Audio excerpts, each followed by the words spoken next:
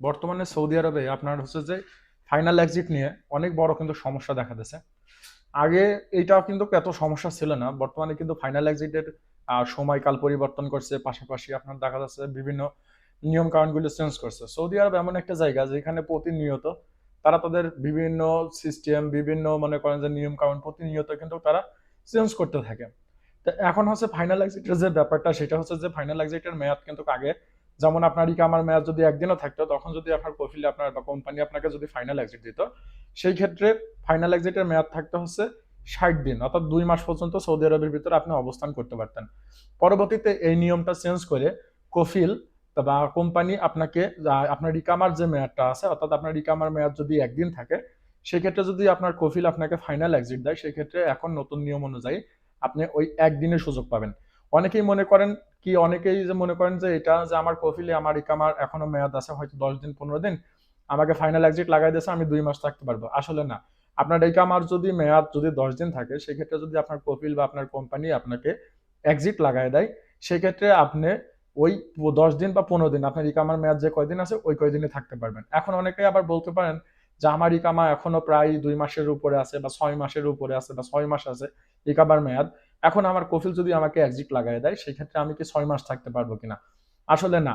আপনি যদি 60 দিনের উপরে ইকামার মেয়াদ থাকে, সেই ক্ষেত্রে যদি ফাইনাল এক্সিট দেয়, সেই ক্ষেত্রে আপনি 60 দিন পর্যন্ত সময় পাবেন, অর্থাৎ 2 মাস পর্যন্ত সময় পাবেন। এখন ধরার কথার কথা, আপনার হয়তো ইকামার মেয়াদ আছে 4 মাস, এখন যদি আপনার কফিল আপনাকে ফাইনাল এক্সিট লাগায় বা কোম্পানি লাগায়, সেক্ষেত্রে আপনি 2 মাস সময় পাবেন।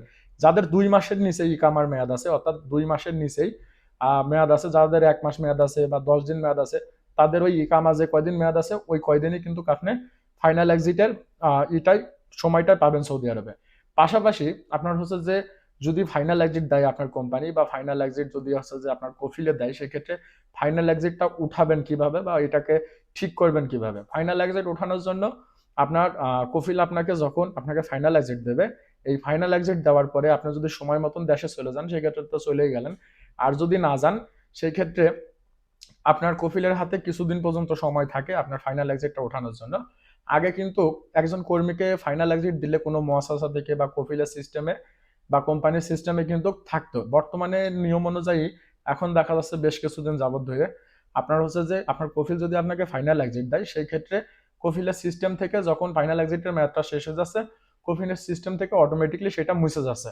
পরবর্তীতে সেটা হুরুফ হয়ে যাচ্ছে, অথবা আপনার হচ্ছে যে সাসপেন্ড হয়ে যাচ্ছে। যদি হুরুফ হয়ে যায় বা সাসপেন্ড হয়ে যায়, সেক্ষেত্রে আপনার কফিল চাইলে পরে আপনার ইকামা আপনার রিনিউ করে আপনার কাফালা, অর্থাৎ ফাইনাল এক্সিটটা কাটতে পারবে না। বা অন্য জায়গায় যদি কাফালা হওয়ার চিন্তা ভাবনা করেন, সেক্ষেত্রে কিন্তু কাফালাও হইতে পারবেন না।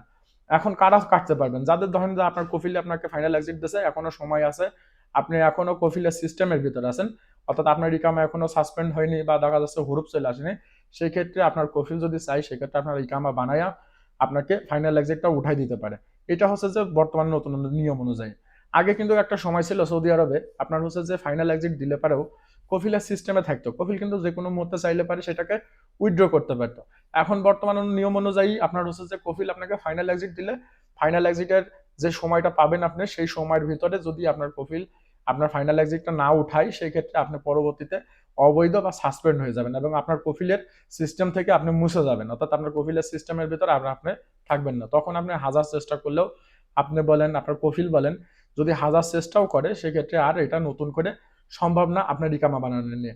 তো ফাইনাল এক্সিট নিয়ে বর্তমানে এখন এটা হচ্ছে যে খুবই একটা গুরুত্বপূর্ণ একটা বিষয় হিসেবে দাঁড়াইছে। এবং পাশাপাশি সৌদি আরবে কিন্তু প্রতিনিয়ত আইন কানুন চেঞ্জ হয়। তো এখন বর্তমানে ফাইনাল এক্সিটের মেয়াদ পাবেন এইভাবে, আপনার ইকামার মেয়াদ যে কয়দিন আছে সেই কয়দিন ফাইনাল এক্সিটের মেয়াদ পাবেন।